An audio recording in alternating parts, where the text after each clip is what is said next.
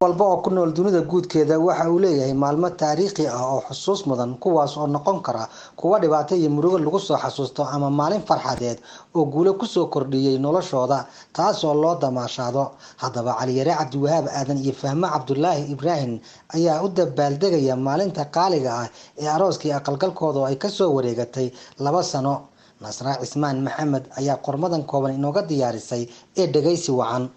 qiimaha jacaylku leeyahay waxaa yaqaana oo keliya dad gaara oo uu rabbigii ina abuuray ku manaystay iimaan iyo naxariis ayna dadka dhan wada heli karin kuwaas oo uusan dooqooda iyo jacaylkooda ku xirnayn dana gaara sida dhaqaale xoog qabiil ama arrimo kale oo wax lagu kala xulanayo taasoo dadka qaar looga fogaado kuwa kalena lagu soo dhaweysto fahmo cabdulaahi ibraahim waa gabar alla baray qiimaha jacaylku leeyahay iyada oo si sharaf leh ula qaadatay jacayl dhumac weyn saygeeda cali yare cabdiwahaab aadan markii uu u soo jeediyay xubbiga uu u qaaday iyo kalgacaylka aan dhammaadka lahayn ee uu u hayay waxa ayna la wadaagtay cishqi aan dhammaad lahayn kaas oo keenay guushii arooskooda qiimaha lahaa ee 2 sano ka hor ka dhacay magaalada Kampala ee caasimadda dalka Uganda cali yare cabdiwahaab aadan waa wiil ka mid ah dadka baahiyaha gaarka ah qaba waxa ayna jacaylkiisa fahmo ku qaadatay xaaladiisa waayo waxa ay labadooduba aaminsan yihiin in naafanimadu ayna jirka ahayn balse ay tahay qalbiga mana ayna ku nicin fahmo in uu ku socdo wheelchair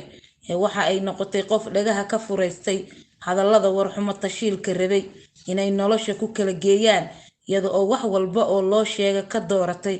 kalgacaylka ay u haysa cali yare iyo jacaylka dhabta ah ay wadaagaan cali yare cabdiwahaab aadan waa shakhsi kalsooni weyn ku qaba naftiisa waxa uuna aaminsan yahay inuu qaban karo wax walba oo u baahan in lagu meel mariyo caqli iyo aqoon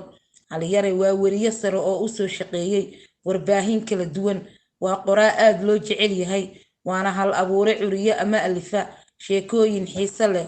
cali yare cabdiwahaab iyo fahmo cabdulaahi oo ah 2 qof oo wax badan ka yaqaana qiimaha uu jacaylka u leeyahay nolosha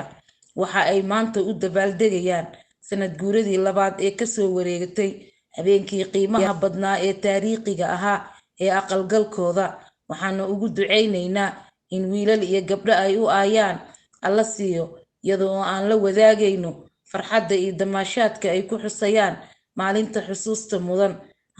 hambalya ayaana leenahay fahmi iyo cali yare